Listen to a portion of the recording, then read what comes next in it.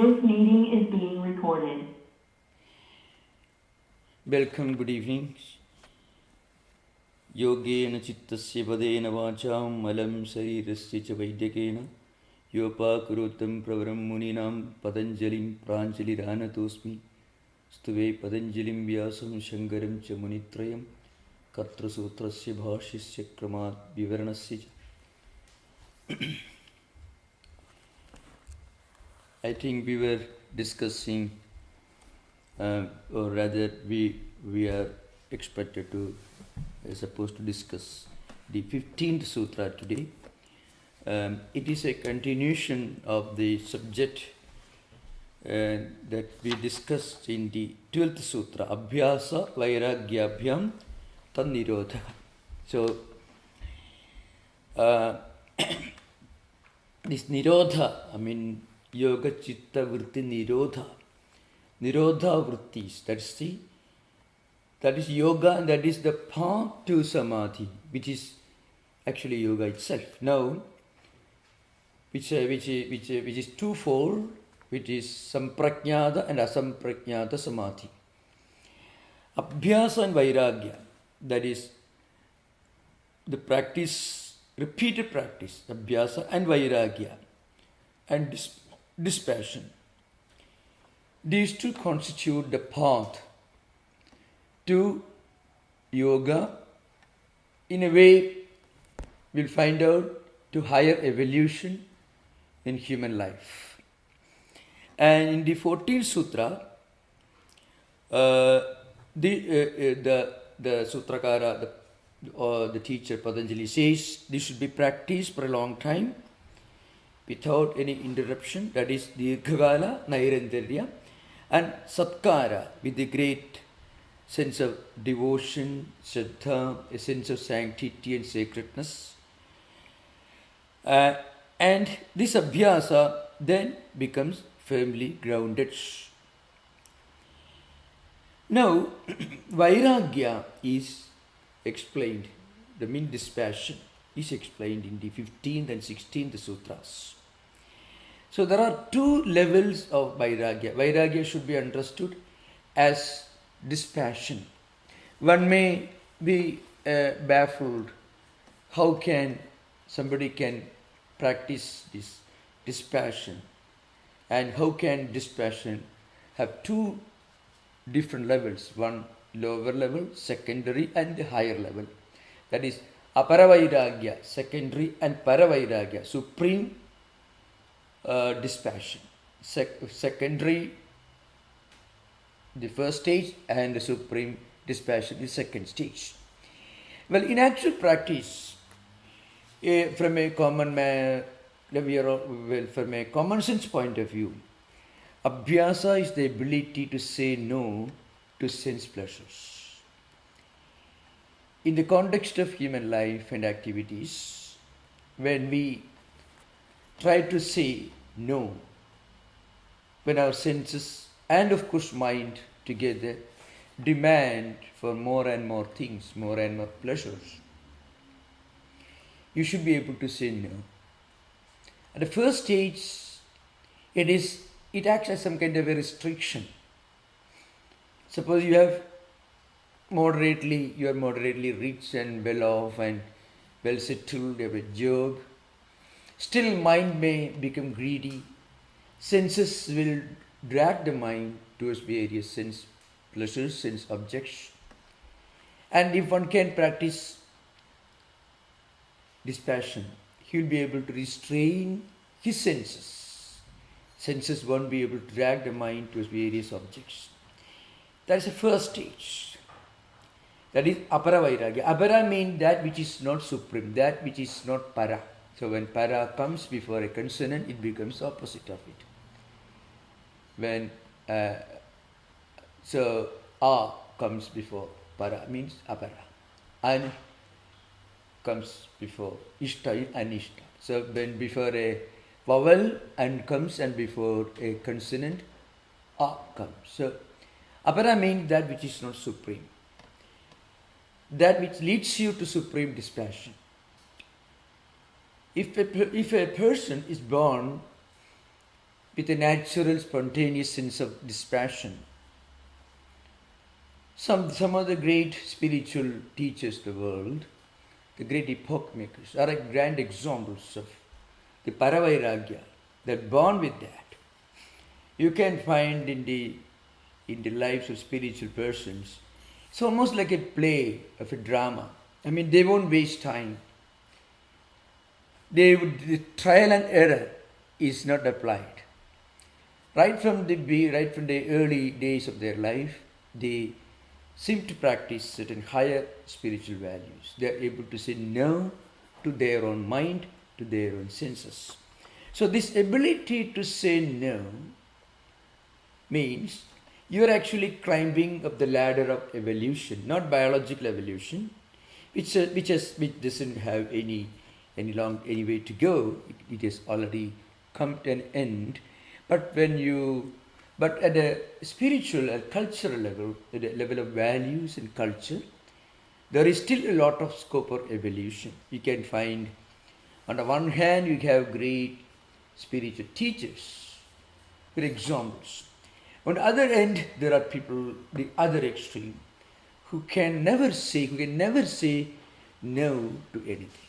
They will never be able to get out of this incessant search for pleasures and enjoyment. Anyway, the ability to practice dispassion means the ability to say to oneself a strong, firm no. That is the idea. Now, in the sutra, Patanjali gives the sutra, that is the 15th sutra. Sutra is Drishta Anusraviga Vishaya Vitrashnasya Vashikara Samjna Vairagyam. It's a fairly long sutras. So, Drishta, this is one word. Drishta means worldly, earthly pleasures. That's normally sensory pleasures, enjoyments that a person wants to enjoy in this life, at a material level. So that is one. Laukika is the word used by some of the commentators to explain drishta. Drishta actually means what is seen, what is perceived, what is in a way visible. That is drishta. So what it means is empirical, worldly pleasures. Anusravika, anusrava. Anusravam in Sanskrit it means Vedas. Vedas in Sanskrit, but kept in the context of other religious traditions, you may say, let us say, some of the rewards which are promised in heaven, in the celestial world after death. That plane of existence is called Anusrava, or it is already explained in the Vedas, in the theological literature. In the Puranas you find a lot of things this are mentioned. So many things are promised as rewards for people who do wonderful things, and of course there is a lot of threats also. If you don't do things the right way, you will be sent to heaven. So both you find in these mythological literature. Now, some people may not have any desire to enjoy anything at empirical level. They are all satisfied, but they want to continue enjoyments, or rather they want to enjoy these heavenly pleasures after death. So that also is actually some kind of a bondage in Vedanta.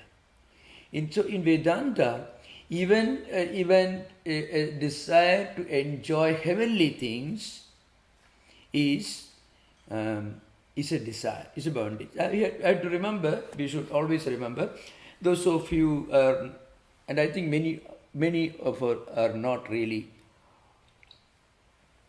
aware of the difference between the word heavenly as used in books explaining yoga, Vedanta, Indian philosophy, and its meaning in the Christian or Abrahamic religious traditions. So in Abrahamic religious traditions and Christian mystical, especially in Christian mythological traditions, heavenly could mean something spiritual. So it is not in that sense that the word heavenly is used in Vedantic literature. In Vedanta or in Hindu higher philosophy, heaven is an extension of enjoyments in this world. So heaven is explained and described in many books, wonderful things you can have. And if a person has a desire for that, it is not the way to yoga. You should practice dispassion even towards that heavenly pleasures. But in the theological traditions, the Christian theological tradition, there are of course certain other enjoyments which are offered in heaven. But there is also the association of the divine when you talk about heavenly experiences. That is not implied in Vedanta or yoga. So Anusravika here means certain books in Hindu tradition which describe heavenly enjoyments that a person can have if he does wonderful, good, meritorious deeds in this world with a lot of desire. He will have these wonderful things when he goes to heaven. So that is the meaning here. So Drishta and Anusravika. So before you reach this level of higher dispassion, you should be able to get rid of your desire for both heavenly enjoyments and also for worldly empirical enjoyments. Now, such a person who has transcended these desires, Vashikara Samjna, Vairagyam, such a person will have this Vashikara Samjna, means you are the master of these. I mean, then your senses, your mind, everything become your slaves. You are not enslaved by the senses. You are not the dictates. You are not dictated by your own senses or your own mind. Rather, your mind and your senses are within your control. So that is an important point. That is called Vashikara Samjna. So Vashikara means you have controlled them. They are not controlling you. So when we use a strong wordly no to our mind, that's very important. Even for simple common sense, higher wisdom, we should be able to practice the ability to say no, where to stop. That is actually a sign of higher wisdom, higher evolution. In fact, in modern times, with all the wonderful, the power and knowledge and blessings that we have got from science and technology, the explosive developments in science and technology, if we can also practice the ability to say no to certain demands coming from our senses, then human civilization will be safe, self-restrained, self-control, with the mark of an evolved person. So that is called Vashikara Samjna. Such a person will have this Vairagyam. Vairagya means dispassion. Swamiji explains this in his complete works in English, which perhaps I can just read from Swamiji's complete works. In simple language, he explains this. Swamiji says, the two motive powers of our actions are what we see ourselves and the experience of others. These two forces throw the mind to leak into various ways. Renunciation, that is Vairagya, is the power of battling against these forces and holding the mind in check. How do we hold mind in check? When we don't allow the mind to be dragged by the senses to various sense objects. So means when the eyes catch a visual object, then mind develops a desire to possess that visual object. And then a person should be able to tell his or her mind, no, I don't want that. Then you may see things, but you won't have the desire to possess those things. So as I mentioned earlier, all the great contributions that have enriched and empowered human civilization. Not only at the spiritual, philosophical level, even in areas like art, great literature, great music, all are the fruits of men and women who could say no to their own senses. Remember, when I talk about music and art and literature, I'm really talking about the more sublime, more elevating kinds of literature, art and music, because there are many things in these very areas which rather are only activate the lower drives of the senses and mind. I am not talking about anything high, anything that is elevating, that is sublime in art, literature and music. Not only in philosophy and spirituality, that's of course obvious. All the contributions of men and women who could say no. Look at Einstein, man like Einstein, for example. Not you don't include Einstein in the category of Buddha. Of course, there are people who do that. Okay, that's wonderful. But many people may not include Einstein in the category of Jesus and Buddha. Einstein was a Greek scholar, a highly intelligent person. But he also practiced this self-restraint, renunciation to some of the lower desires. That's why he could become such an outstanding scientist. Also great Michelangelo, Da Vinci. I'm just giving examples from Western world. Of course, there are innumerable examples from different cultures, wonderful examples, elevating, sublime examples you can see. So the ability to say no, that's a very important quality. That maybe that alone can help human civilization to survive in this modern time. We talk about pollutions, ecological pollution called global warming, all because of desire. And desire is the result of our inability to say no to our own senses. So Swamiji is giving an example from another perspective. Swamiji says, therefore renunciation is what we want. I am passing through a street and a man comes and takes away my watch. That's my own experience. I see it myself and it immediately throws my chitta, means mind, into a wave, different vrittis, taking the form of anger. So mind immediately takes the form of anger. If you're walking through the streets, somebody takes away your wallets, you become angry. Mind assumes the form of anger. Now Swamiji says, allow not that to come. If you cannot prevent that, you are nothing. If you can, you have vairagya. So, it's a simple example. Simple example. We should prevent our own mind from taking the form of anger. Again, the experience of the worldly mind teaches us that sense enjoyments are the highest ideal. These are tremendous temptations. To deny them and not allow the mind to come to a wave form with regard to them is renunciation. There are people, of course, who tell you, being all over the world, in all times, in all ages, there were being people who taught wonderful things and who also taught things which are really not so wonderful. And we can see such specimens even today if you open any newspaper. Things that will tempt our mind and senses. So we should be able to exercise our own power to say no to ourselves.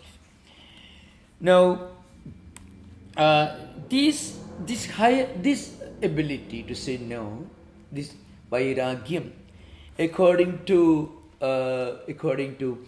commentators, are sometimes described as threefold, sometimes as fourfold. One is yatamana, means yatamana vairagya. Yatamana means it's in the form of self-restraint. We make an effort with the mind. What is the right thing in this world? What is the wrong thing in this world? That is yatamana vairagya. Is according to, of course, this you find most elaborately described in the Yoga Sutagaram, which is a commentary on Yoga Sutra by Sadasiva Brahmendra Saraswati, who lived in the late 18th century. Sadasiva Brahmendra Saraswati was an Avadhuta. So he wrote this well-known book, is Yoga Sutagara. So there Yatamanam in the beginning, the first stage of Vairagya is characterized by the ability to say, I have learned from the scriptures and from the Guru as to what is the goal of human life, and I must strive to attain that higher goal that I have learned from books or from scriptures or from maybe instructions.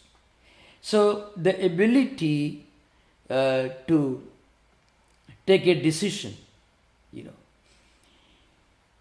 such a strong will to practice this. We read a great book, take a strong decision. That is actually the stepping stone. It's called Yatamana Vairagya. Then second one is Vetireki, means now in our mind certain desires have already gone. There are still many more desires yet to be destroyed. That is Vetireka. Vetireka means there is a change. It's characterized by the attitude. So many of my vasanas are being exhausted. You feel a lot of undesirable impressions, tendencies, impulses in the mind. I have succeeded in restraining some of them, but some of them are still remaining. So at this stage, an attempt is made to break the many interconnections between impulses and memories. So at that time we are trying to disconnect ourselves from our own impulses and memories. That is the second stage. The third stage is called Ekendriya. That is, we should understand that all sense pleasures are evil, and the yogi does not allow his senses to seek their objects. He maintains an attitude of disinterested witness. I mean, things are happening in front of you, but you watch them, you observe them without getting involved. So, that is the, mind is not attached. Mind still remains a witness. That is Ekendriya. And the fourth one is Vashikara Vairagya, which is the highest. Vashikara Vairagya means this highest stage. At this stage, the mind gets fully established in renunciation. The yogi loses even an interest. He doesn't even have to make an effort to practice self-restraint.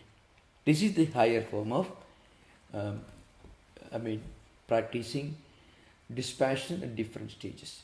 But one important thing to remember is, one should not try to divide them into 4 stages. I want to practice the first one, I want to practice second one. No. Actually, mind doesn't allow us to practice a value or a concept in that way. See, for example, I give you an example. Well, today onwards I shall speak less lies. You cannot really practice truthfulness in this way. You should be able to take a decision, I will not tell a lie. Rather, the better decision is, I will speak only the truth, only what is true. In the process, as mind begins to practice, perhaps it goes through these stages. But that is not our botheration. We should not practice, I will practice 1/4 of renunciation now, another quarter later, and the third quarter, the third stage. That way mind doesn't function. It's an important point to remember. So Patanjali and commentators do not mention this. That's mostly because in those days it was very well understood. So we should remember this very well now, because we are now discussing these ancient teachings in this 21st century. So mind doesn't travel and function in bits and stages. Here we find an attempt to analyze and study how mind evolves from an early stage of let's say, beginning stage to a higher and higher stage of renunciation. First, for the first time in our life, we may go to a library and read a wonderful book, or we may listen to a great lecture. And then we, of course, a great lecture that tells us the truth without coming down to our level to please what we want to hear, but to tell us what we need to hear. The commentators make something very, very, very interesting remarks about what kind of scriptural instructions we should seek. If you listen to somebody who is struggling to tell you something that he or she thinks that you be interested in hearing, or rather you pleased to hear, don't listen to him. Scriptures say, very, very, I know it's a very uncompromising, very rude and apparently very cruel analysis. You can ask question. The point is, a scripture states certain facts. That is instructor, the teacher. We read it. Our mind grasps as much as our mind is ready to grasp. That depends upon our evolution. But the scripture doesn't struggle to tell us what we can grasp or what we may be interested in understanding or grasping. No. The scripture tells the truth. That's why speak only the truth. You know, satya, ahimsa, satya, steya, brahmacharya, aparigraha. You can buy yamas or niyama. These are yamas, of course. Ahimsa means non-violence. Non-violence means non-violence in word, deed, action, thought, movements, everything. Now, can anyone practice this in 100%? Maybe a Buddha or a Christ and the great spiritual teachers of the world must have practiced. Can a beginner try to do that? He may not. He will not physically do any harm, but mentally he may still have some desire to see somebody in a rather difficult situation. That is himsa only, really speaking. He may not do anything, he may not speak anything, but still his mind may have some undesirable thought which may be harmful to others. So there also you are breaking ahimsa. So the point is, but that is the beginning. So to begin with, one can practice at the physical level, then at the verbal level, then thought level, and eventually in complete, in totality. So that should be understood very clearly. So these are the 4 stages in which mind evolves, mind moves in his practice of dispassion. That is the purpose of actually Sadasiva Brahmendra Saraswati. Sadasiva Brahmendra Saraswati was actually an exception to this rule. You know, his story goes like this. He was a great sage and great Pandit. But he was very proud, very arrogant, and he will be very much interested in participating in debates and discussions. And he also enjoyed defeating other Pandits, other scholars in the assembly, sometimes the royal courts. And it became a great embarrassment for scholars to be present in any assembly of scholars or in any debates in which Sadasiva was present. Shiva, that's his name. So finally, he became so arrogant and he became a bit unpopular because of his scholarship and also because of his arrogance. So his own teacher told him once, see, you have learned from scriptures that the highest truth, God, cannot be attained just by logic. Nayamatma belahine lebhya. So that there are many statements there. Na medhaya na bhugdasudena. Medha by intellect alone, by intellectual scholarship alone, bhugdasudena, by multi-phase scholarship alone, you cannot attain this Atma. Nayamatma belahine lebhya. Na medhaya na bhugdasudena. So the Guru told you know all these things, but when are you going to stop talking? When are you going to keep quiet? That was the language in which his guru scolded him. And from that moment onwards, he stopped talking. And he replied, where he closed his mouth with one hand, with the other hand, he said, right now, today, this morning. And from that day, that moment onwards, he became silent. And he lived for a long time. He wrote some well-known books on Vedanta and also yoga and so on. And also some of the most moving poetry, philosophical poetry in Sanskrit language, which are still being sung, good, written by Sadasiva Hemendra. Now, in his case, in one split second, he could practice Vairagya. But even for him, it was not a split second transformation. He became physically silent. He stopped talking and arguing. Now, what happened, then he started thinking, well, I've stopped talking, but mind is still talking. In my mind, words are not coming out, but thoughts are still very violent. Thoughts are arguing. Mind is arguing. Words are not arguing, but mind is still arguing, busy in argument. Then he succeeded in stopping his mind also. His mind also became still. So this is to be understood very clearly when you listen to these talks. So one doesn't really practice these higher values by installments. Deliberately one will not divide it into different installments. Mind doesn't function that way.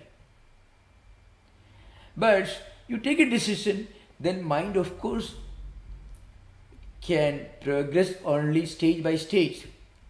But that is its function. But we should not try to artificially divide our mental function, mental practice of higher values into installments. Sri Ramakrishna gives a very, very most wonderful and slightly humorous illustration. Maybe the most wonderful illustration. Of course, this is so you read the Gospel of Sri Ramakrishna, you can see. So it said, in a family, one person told this, maybe we were talking about it.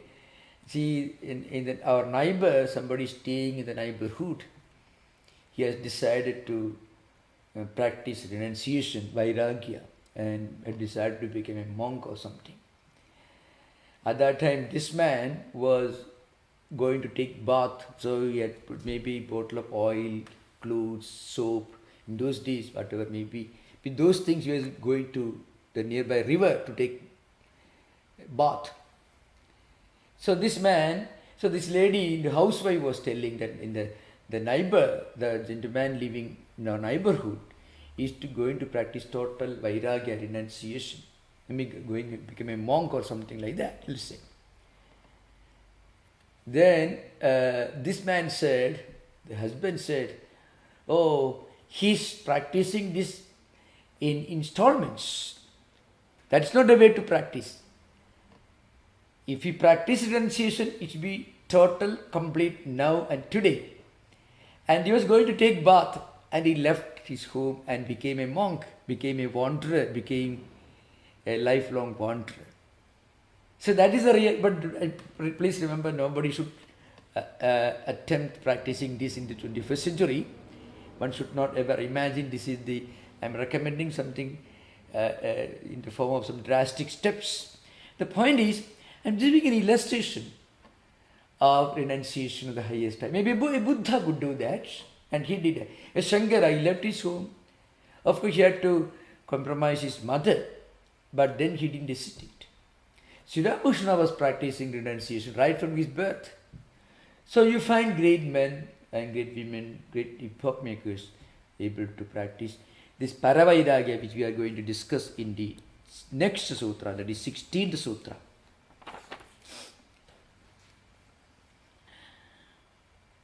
Okay, now the 16th sutra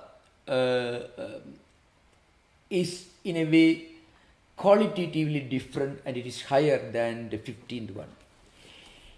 In the 15th sutra, which is called Aparavairagya, secondary renunciation, you practice dispassion, but still there are some desires latent in the mental system, but you are able to control, you are able to restrain, you are able to practice self-restraint. But under favorable circumstances, they may come out and they may connect with the sense objects. That possibility is always there. But when you practice Paravairagya, higher Vairagya, the second stage, the higher renunciation, then these desires become totally and completely non-functional. In the sense, they become like seeds which are burned. If you have got some seeds with you, you are not going to sow them in the soil, but you have maybe in a packet or in a box or a suitcase, by some accident, if those seeds fall in a fertile land, still they may become sprouts, they may become plants, they become trees. Could happen. But you want to allow them. You keep them firmly locked under the drawer or in the suitcase. So they are not going to come out. You are restrained them, you have controlled them. But suppose you take out the seeds and burn them, may fry them in oil, and then you keep, not necessarily in a suitcase, you keep in your hand, even if it falls on very fertile soil, it is not going to become sprouts, it's not going to grow. Why? Because it's burned. It's Dagdha Bija Nyaya. I mean the analogy of burned seed. So that is characteristic of higher renunciation. I mean, they are totally non-functional. They are as good as, the seeds become as good as non-seeds. That is the characteristic of this higher para vairagya. That is the 16th sutra. Tatparam Purushakhyadehi Gunavaidrushnyam. That is the 16th sutra.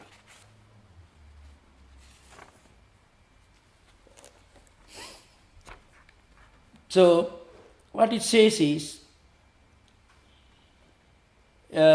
this Param Tat Purushakhyadehi Gunavaitrushnyam. That is the sutra. This Tat Param, I mean Param Tat, this supreme renunciation, it is called supreme because this higher renunciation, Paravairagyam, higher renunciation or dispassion, it's very close to Nirodha Samadhi, Sampragnata Samadhi. So that's why it is explained as Param, means higher, supreme.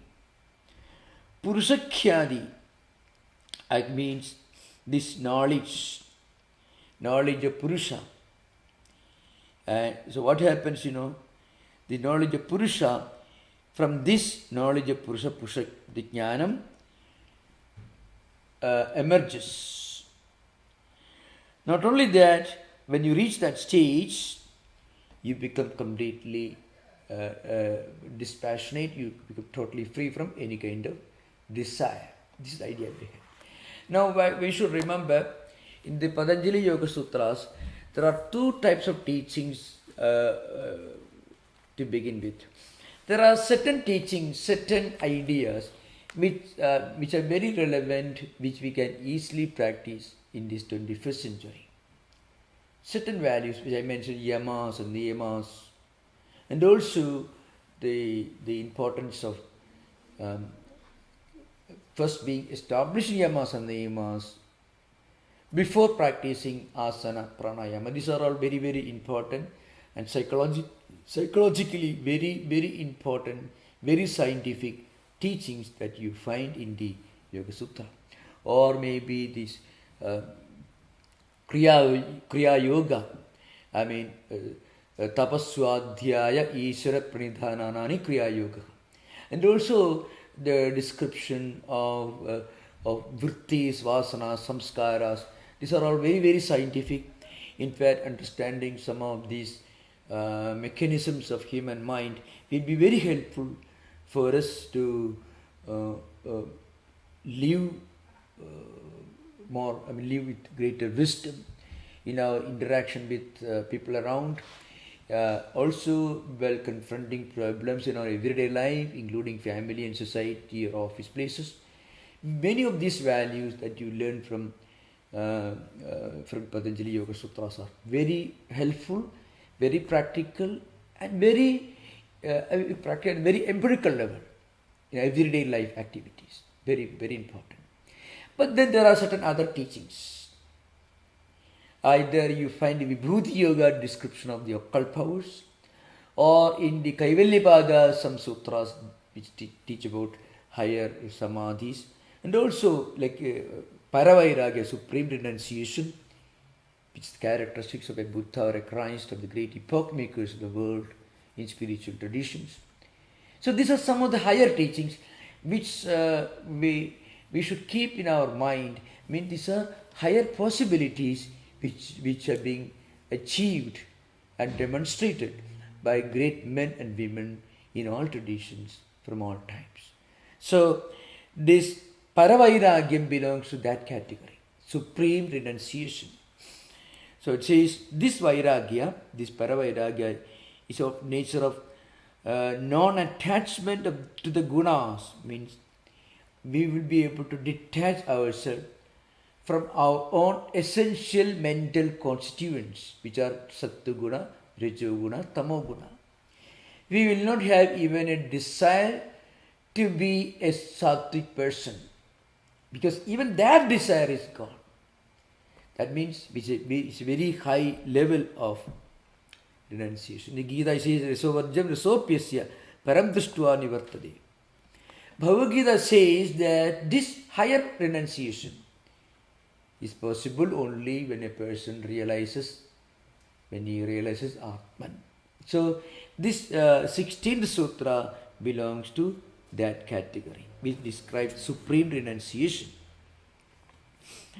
According to Vyasa, this Paravairagya is nothing but the highest state of knowledge. This means Jnanasaiva Parakashta Vairagyam. Very Vyasa says. He says this higher renunciation is the very nature of the highest spiritual enlightenment or highest spiritual achievement. It is not a value that practice in our life, like the previous Vairagya, dispassion. See, to understand the greatness of the supreme renunciation, we should clearly understand the dynamics of the previous Vairagya, dispassion that we discussed in the 15th Sutra. First, you go to a library and read a book or listen to an idea, or maybe even in everyday conversation, you come to know, well, there are certain wonderful things in this world, but there are higher things that do not belong to this world. Higher universal values, spiritual values. I should be able to practice them. So, I should be able to practice some of these higher values. Yamas and niyamas are examples, which are found in all traditions. So, this desire to practice higher values, actually this desire is actually a kind of desirelessness. You should understand the word correctly. A strong desire to practice higher values, like the values of renunciation, is the beginning of your freedom from lower desires. To have a higher supreme goal, to have a higher desire, will free all of us from the clutches of lower desires. That is actually the first stage. So it is actually the kindergarten of higher evolution. As I mentioned, there is another kind of evolution possible for human beings. And the great philosophers, mystics, of all traditions have demonstrated through their own experience and life and attainments, the reality of this possibility, that is, this higher evolution, which is not biological evolution, it's evolution at the higher spiritual level, which is sometimes called Raja Yoga in the language of Bhagavad Gita. Actually, the idea of Raja Yoga is not directly coming from Patanjali. That somebody should understand very well. Raja Yoga is being mentioned actually in the Bhagavad Gita, 2nd chapter. Imam vivasude yogam proktavanaham vayam vivaswan manave praga manu ikshakave abravit evam parampara praptam imam rajasyo viduhu sakalena ihamahada yogo nashta parandava. Gita 4th chapter, 1st and 2nd verses you find Lord Krishna is speaking about a long lineage of great philosopher kings who were kings for all practical purposes, reigning over huge kingdom and empires,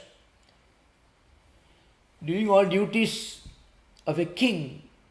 At the same time, they had the calmness, the quietude of a sage, Rishi, Rajarshi, that Shankaracharya says, Rajanascha, Rishayascha, Rajashya. They were both kings and also sages rolled into one. That renunciation, this dispassion of a sage and the dynamism of a king. Rajattum Aishwarya Sambhati Rishittum Tasyaga Sukshmartha Dasyana Kshamattum. Shankarananda Saraswati writes in his Tiga on Bhagavad Gita, based on Shankaracharya's commentary, Tiga on Shankara's commentary. It means the ideal of a king is secular prosperity, earthly, empirical prosperity, achievements, efficiency, dynamism, and so on. And the characteristic of a sage or a saint or a philosopher is to see the limitations of all these empirical, material prosperities. So if you're all into one, it's called Raja Yoga. Raja Yoga actually doesn't come from Patanjali. Of course, the hallmark of a Raja Yogi is the practice of yamas and niyamas. They achieve this status of being philosopher kings through the practice of Ashtanga Yoga.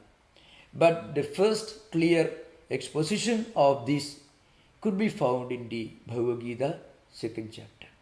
So actually, when a person reaches this Paravairagya, then he becomes a sage, but he may be sitting on a throne. Sitting on a throne with a philosopher's outlook is the greatest achievement that anyone can conceive of. So that is the conclusion of today's class, and you are most welcome to ask questions. Most welcome. Thank you.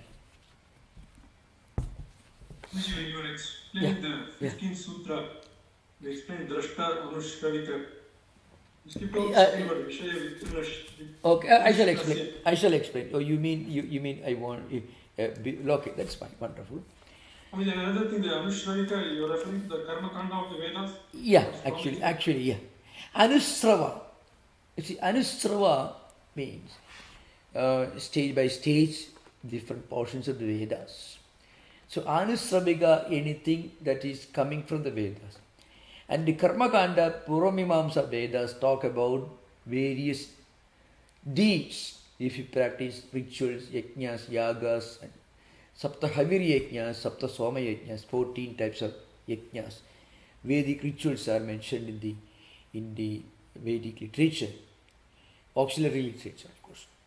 So these scriptures, they are the secondary parts of the Vedas. They are not Vedanta. They do not constitute Vedanta. They are not in the Upanishads. This is part of the Karma Kanda. So, Karma Kanda is meant for recommendations of the Vedic rituals are meant for people who are not yet ready to practice this higher philosophy. For them, they should be asked to do certain things, certain good meritorious deeds. If you are very healthy, active, if a person is very healthy and active, you want to do things. We tell him you should practice renunciation. You should not do that. Rather, you should ask him to take up some good work, charitable work, philanthropical work, and so on. Because our human resources, mental and physical resources, should be diverted to a creative channel. That's why, in fact, Kumarila Bhatta, in his Tantravartikam, it's a well-known book on Bhatta Mimamsa, he says, certain portions of the Vedas recommend and have injunctions meant to encourage people to practice certain rituals with a desire to achieve some good merits in this world and next, because otherwise they will divert their energy and time into undesirable channels. They become a source of trouble to others. So our human physical and mental energy should be diverted to creative channel. And after that stage is over, when you reach the next stage, then you will be able to practice some kind of self-restraint. That's an important thing. For that, karma kanda is mentioned. Okay, now drishta. Drishta here means laukika. Laukika means empirical, worldly enjoyments in this world. Anusavika means celestial. Things which are related to higher planes of existence where we are supposed to go after death. Surga, etc. Vishayavitrushnasya. Now, Vishayavitrushnasya means a person who are completely free from desires in this Vishaya, sense objects. For such a person, what happens, he will be able to practice this able to achieve Vashikara. Vashikara is the name of this particular Vairagya. Means that person will be able to become master of his own senses and his own sense objects and his own mind.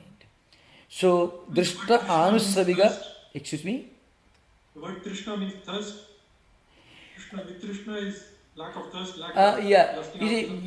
Visheshena means a specific or comprehensive different kinds of desires. Vitrishna is a person, such a person who is the Vigata Trishna. That is also the real interpretation. Because we is a upasarga that comes in different contexts and it changes the meaning, it reinforces the meaning, it changes the meaning, it makes meaning opposite, and there are different functions of upasargas. So we here means Vigata Trishnasya, a person whose Trishna is gone. Vigata Visheshena Gata means it is completely disappeared from him. That's the real meaning here. Means a person who has completely abandoned his Trishna, his desire on Vishayas. Vishayas means sense objects. So Vishaya Vitrishnasya means a person who is a Vishaya Vitrishna, who means his Trishna, his desire in Vishayas is Vigata, means gone, disappeared, Visheshena Gataha, completely disappeared from him. So that's the meaning here. So this roughly corresponds to the Vairagyam of Sadhana Chatuspain. Exactly. Yeah. Vairagya is a common word used in Vedanta and yoga, everywhere. Vairagya, that's why I mentioned, Vairagya is a universal value. When you practice Vairagya, actually you are boarding the bus to higher evolution. The ability to practice self-restraint, to say no to oneself, to one's own mind, to one's own senses. It could be when the mind is going after something undesirable, or mind is perhaps trying to do something which is undesirable, to speak a lie, or to get something that belongs to others, or to play games with one's own mind. All these are we may call temptations. What do you call temptations in many traditions? So actually, Patanjali describes all of them as forces coming from our own mind. We should be able to tell our own mind, no, don't do that. This is a restraint. That is the first stage. When you get established in this vairagya to such an extent that the very question of temptation doesn't even arise, that is paravairagya, being transcended to higher level of renunciation. So, drishta anusaviga vishavitrushnasya. A person who has lost all desire, who is completely free from all desires, either for empirical enjoyments or for heavenly enjoyments, for that person, he gets his vasikara, means vasikara samjna means name. He gets this particular kind of renunciation, dispassion, which is known as vasikara. Vasikara means when you are the master of your mind, your senses. That's the idea behind. Yeah. Hari Om Maharaj. Hari Om. Yeah. Maharaj, one very small question to start off. So Sadashiva Brahmendra you were talking about is the same Sadashiva Brahmendra who was also a composer and wrote a lot of famous... Chinda Nasti Gila, all those things. Bruhi Mukundeti. Yeah, all this. Yeah. Yes, okay. He wrote, he didn't write anything to begin with. Then some other saints told him, why don't you, I have indicated, because he won't speak to anyone, indicated to him. Then he started writing. He has written some books on Vedanta, and also he is a great devotee. So like that. So even for him, he has to go through these two stages. First, he practiced silence at the physical, verbal level. Then he started practicing silence at the mental level. When he achieved in practicing silence at the mental level, and then he transcended. But that's because he was in need of that kind of restraint.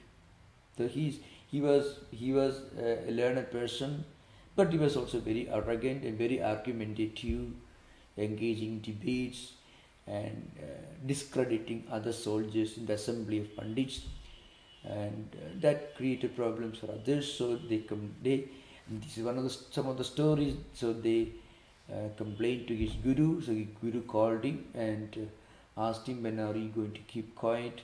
When do you stop? When are you going to stop talking? So by gesture he indicated right now, and from there onwards he never spoke. So that also shows that he was a very, he must have been a great sadhaka, spiritual seeker in his previous life. Otherwise he won't be able to practice this intense dispassion so quickly. That's the idea behind. It's interesting that you brought up towards the end, because that was going to be my next question. Now when modern psychiatrists talk about how someone has to beat addiction, one of the first things they seem to say is that it needs to be a gradual process. You can't just go cold turkey. You can't stop overnight. It is not possible to say, I am not going to smoke anymore, or I am not going to right? It's going to be a gradual process, and they need to drop it from say 20 cigarettes a day to 10 cigarettes a day to 5 cigarettes or something like that, right? So this idea of doing this overnight seems to be a radical way of thinking about it. How do we look at these two things? Really, in the case of Sadashiva Brahmendra, it is an extreme case, and he could even think of immediately putting an end to his habit of argumentation. That shows that he, of course, you have to remember, these differences cannot be really explained except in the light of the doctrine of laws of karma and the doctrine of reincarnation, rebirth. So he must have practiced a lot of tapasya spiritual austerities, disciplines in his previous life. So in this life, just one statement, maybe a little scolding from his guru was all that was required for him to continue from where he stopped in his previous life. That's the idea. So that's it. But for people, for great men like Sri Ramakrishna or Shankaracharya, there was no need of going through stages. So that shows Sadashiva Brahmendra was an advanced spiritual seeker in his previous life. Otherwise, it's impossible. Lord Krishna himself says in the Gita, "Na buddhivedam janayet ajnanam karma sankinam." I mean, people who are attached to karma, duties, and the results, they're extremely attached to their work and its result. If you tell them one day, you should practice karma yoga, disinterested work, actually your mind will go blank, really. Suppose you're working hard for examinations, maybe some kind of whatever it is, you're preparing yourself very hard, and if you start practicing disinterested work, you take away the deadline from your mind, then you won't be able to do anything, because mind creates a vacuum. That will not happen to a real karma yogi. Because real karma yogi, this vacuum will be automatically replaced by a higher ideal. I should do my work, so dharma ideal. So that's why Lord Krishna says, "Na buddhivedam janayet ajnanam karma sankinam." People who are attached to their actions and the result, don't tell all of them, don't change their mind all of a sudden, overnight. No, today, tomorrow morning onwards, you should practice dispassion, detachment. No. Psychologically, it is impossible. Another problem is it can damage a person's future. Or one may practice hypocrisy. You will say, all right, I shall practice karma yoga, all of a sudden. It doesn't happen like that. See, Girish Chandra Ghosh was a devotee of Sri Ramakrishna. He was a drunkard, a bohemian. Sri Ramakrishna did not ask him to stop drinking immediately. Sri Ramakrishna knew he won't be able to do that. So Sri Ramakrishna actually turned him around, first told him, why don't you take the name of God once 3 times a day, then once in the morning, and at least before going to bed, at least while waking up. He said, I can't do that. Then Sri Ramakrishna told him, well, you give your responsibility, full responsibility, power, spiritual power of attorney to me. After that, Girish Chandra Ghosh always reminded himself, well, I have given my responsibility to the great teacher, so I should not do anything wrong. So it became physically impossible for him to do anything wrong. So you can find all great teachers. They are unanimous in this view. That means everything can and should happen gradually. The way the gradual doesn't necessarily mean slow. That's important. Gradual means stage by stage. Even because gradual means you just, okay, let us see what happens. That is not gradual. So when you talk about everything happens gradually, you're talking about the nature of evolution, not necessarily the pace of evolution. It's not necessarily slowly, but gradually. Okay. Thank you. Namaskaram. Yeah. Go ahead. Yeah, please. Okay. Namaskaram, Swamiji. I just had a question about the Vairagyan. And basically there are one side of the Vairagyan is that you know you don't want to do it, and you basically eliminate that desire and kind of tell your mind that, okay, this desire is not worthwhile, and you kind of avoid doing that thing.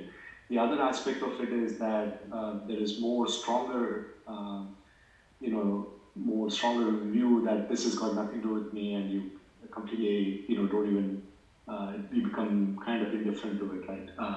So the question is really, how do you, that more like burnt seeds that you talked about. How do you go from something how do you go from one stage to another? It's what I'm trying to understand is. Really, into avoidance, but it keeps coming back. So how do you do so from really, avoidance to avoidance? the actual progress in spiritual life should be experienced to be clear to us. If any kind of explanation will not do. But in real life, we should always begin with trying to practice some degree of self-restraint in our actions, thoughts, words, deeds, desires, all this. Some self-restraint. When we become well established in the self-restraint, ideal of self-restraint, then it's possible gradually the self-restraint, self-control becomes our natural habit. When it becomes a natural habit, then we do not have to practice self-control. We won't have to deliberately make an effort to practice self-control. Self-control becomes an automatic, natural, spontaneous characteristic when we reach an advanced stage of practicing self-control. But to begin with, we should be able to practice self-control. Even before the Yatamana, the first stage, at the beginning, sometimes we may have to practice self-control by diverting our mind to something more creative, something less damaging, something more elevating. So that is also one kind of self-restraint. Time and energy, mental and physical energy and time may be diverted to undesirable channels. So we want to practice self-control. The first stage is to divert them into some creative, constructive, higher channels. And that will automatically result in self-restraining the negative orientation of the senses and mind. And gradually we will be able to practice self-restraint. And as a result of practicing self-restraint for a long time, it becomes an effortless, natural habit to be always self-restrained in our actions, thoughts and feelings. At that time, you don't have to make any effort. The first stage, you have to make an effort. That's called yatamana, means you have to work hard to do that. So there is a effort involved in the first stage. Last stage means the last stage there is no effort involved. In any area of learning or skills, when you become effortless, it means you have become a master. When you have to work hard, in the beginning if you are learning driving, you have just learned and you have to be very watchful, you have to be very... But when you have been driving for 50 years, then you don't have to be watchful. It becomes an automatic process. So in every branch of learning or skill, at the higher stage, it becomes a natural habit when we become masters of that area of learning or whatever it is. Yeah, that's it. Okay. Yes, thank you very much. Thank you. No, question. When, say, you became monk, at that time you had Vairagya in your heart. Yeah. Now, can we say at that time that you had Para Vairagya? That's I have never analyzed it, really speaking, Actually, I never thought of any of these things. My natural interest was in the scriptures and nothing else, that's all. So, and unless you are able to practice Vairagya, you won't be able to enjoy reading and teaching and contemplating on these scriptural ideas, which are certainly not very entertaining to anyone. You see, there is absolutely no humor and no entertainment in the process. So you are talking about these ideas and I can tell you very frankly, many of these ideas may not be very, very pleasing to many listeners. That's why actually I mentioned at the beginning of the statement. So commentators talking about Yatamana Vairagya, they say, a scripture tells you what you need to hear and what you may be interested in hearing. That's the scripture we have to read. So, and it makes a lot of difference, really speaking. Really speaking. To be able to listen to things which may not be very entertaining, you need vairagya. Because your senses and mind should be diverted to something elevating, something constructive and creative. Your senses always want enjoyment. It's an important thing. Senses do not practice renunciation. Senses practice the opposite of renunciation. And actually, the dynamics of sensory process, if you analyze, you understand. Senses always want to present something before your mind, so that your mind will be always projected outward. Outward means what you see, what you hear, what you smell, what you taste, and so on, 5 senses. Now, if you are teaching, if you are learning, if you are listening to Vedanta scriptures like Patanjali Yoga Sutra, actually, if your mind enjoys listening to Patanjali Yoga Sutras, it means you are actually practicing Vairagya. Paran Vairagya and Apara Vairagya, that analysis, as I mentioned earlier, there is no real line of demarcation. This is an important point, remember. In the practice of truthfulness, non-violence, etc., you don't really draw lines of demarcation. Scriptures will analyze them by classifying them to different categories. But those categories are only meant to explain and describe. In mental life, we don't draw lines. That's an important trend. We draw lines only on the board, on the paper. We don't draw lines in our mind. As I mentioned earlier, really speaking, that farmer who left his home, that moment, that day, and renounced everything, we do not know whether he actually was able to continue that intense renunciation from that moment onwards. But remember, he made a grand beginning, there is no doubt about it. He may have gone to a forest, he may have gone to Himalayas, he may have lived there. Again, he had to struggle a lot. Again, he had to go through, travel through difficult routes. That we don't know. But the point is, Sri Ramakrishna was giving just one example. So we don't draw lines in our mind. Paravairagya, Aparavairagya. Now I'm thinking this. Now actually it doesn't happen like that. Mind doesn't analyze. If your mind is analyzing, then you have gone beyond mind. With your mind, you cannot analyze what is going on in your mind. You should transcend your mind to be able to really understand what is going on in your mind. That's an important thing. You should be able to transcend mind to really observe and understand what is going on in your own mind. This is an important thing. So if we say, if you have spiritual experience, yeah. With the spiritual experience, if you have the vairagya, yeah. that vairagya is more concrete than just leaving your house on a suddenly leaving your house because you were hurt or something like that. Right? You are right. You are right. Vedanta was a butcher, and he was a great teacher of spiritual wisdom in Mahabharata.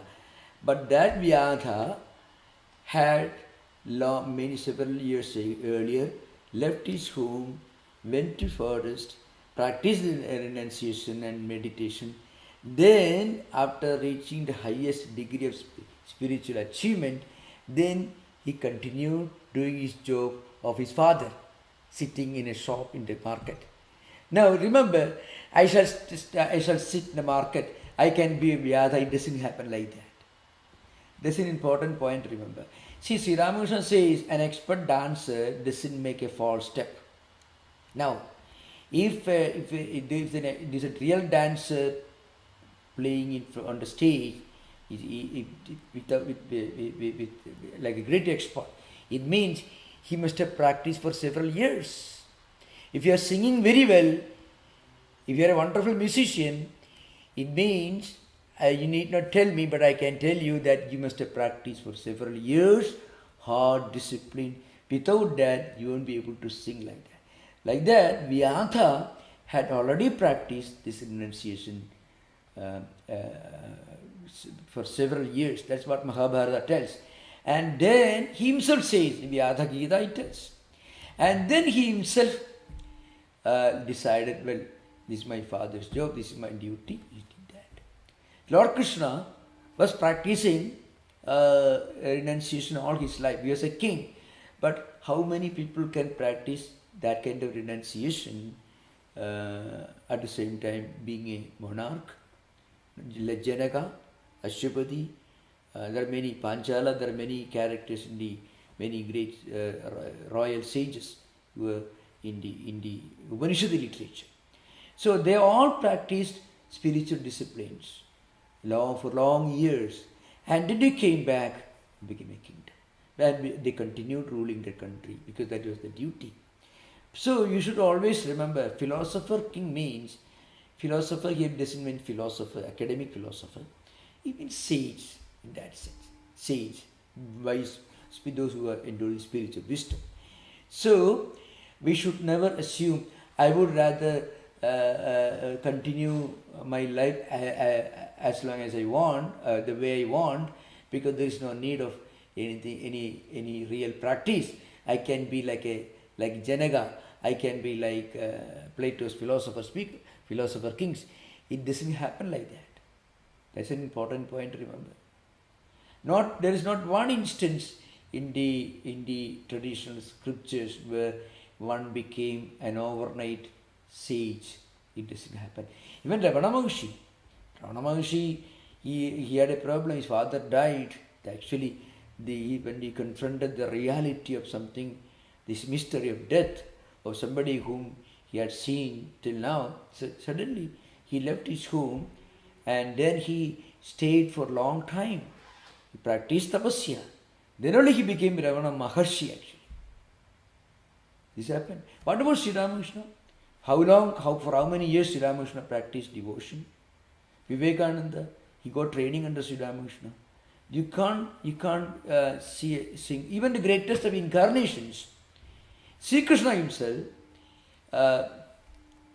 Ahoratri Chadushastya Sambrutto Tavati Kala. So Bhagavata Purana describes how for long years Sri Krishna practiced austerities, studies under the great sage Sandipani. Then he became a philosopher king. So even those who we consider to be mystics, they had to practice. Okay? Yeah. Thank you for requesting. Anybody else? Go ahead, Yogi. Yogi. Yeah, Yogi, please go ahead. Yeah. Namaskar. Abhyasa, Vairagya. Yeah. Vairagya, Abhyasa, Vairagya. Yeah. And Nirodha. Yeah. That one I heard at least three different interpretations. Yeah. Abhyasa is restraint of the vrittis and Vairagya is detachment. Yeah. And first interpretation is Abhyasa and Vairagya both are required. Yeah. That is one interpretation. Yeah. Second one is either Abhyasa by itself or Vairagya in itself. Yeah. When perfected will be Yeah. able to liberate. Third Yeah. one is it's actually practice of the Vairagya that is meant by these words. Yeah. Which one is correct? Yeah, really speaking, there are two broad views. One is repeated practice of Vairagya is one interpretation according to Sadasiva Brahmendra Saraswati. That's why he actually describes these 4 stages of, Yatamana, Vitireka, Ekendriya and Vashikara. Vashikara Vairagya is the highest stage of Apara Vairagya. So, Abhyasa of Vairagya, repeated practice of renunciation or dispassion or detachment. That seems to be the most scientific interpretation. Because the 14th sutra, it refers to Satu Dirghakala Nairandarya Satkara Sevido Dudhabhumi. Here, Sa means Abhyasa. And this abhyasa should be practiced for a long time, dirghakala, nairandarya, without any interruption, and also satkara, adradisya, with great sanctity and sacredness. Now the point is, but this 14th sutra doesn't tell abhyasa of what. So actually this sutra is preparing the background of what you should practice. Abhyasa of what? That what is explained in the 15th sutra, that is Drishta Anusaviga Vishay Vidrishnasya Vasikara Samya Vairagyam. The Vairagya should be practiced. Vairagya should be subjected to abhyasa, dirghakala, for a long time, without any interruption, and with great reverence and sense of sanctity and sacredness. That seems to be the most, at least to me, acceptable interpretation. There are many books, so many books are there, so many interpretations are there, Vyasa's commentary is the foundation. Vyasa agrees with this view, and then Shankaracharya's Vivarana is there, Tattva Vaisharadi, the Vajaspati, Rajamartanda Bhojaraja, and so on, Vijnana Bhikshu, Vartiga, etc. Yoga Mani Prabha is there. So the point is, this abhyasa of Vairagya, repeated practice of dispassion or denunciation, seems to be the most appropriate interpretation to my mind. Okay? Yeah. Thank you for the question. Thank you for wonderful discussion. Om Shanti Shanti Shanti Harihi Om Tat Sat Sri Ramakrishna Arpanamastu. Namaskar. Thank you, Maharaj. Thank you, wonderful question. Yeah. Maharaj. Namaskar.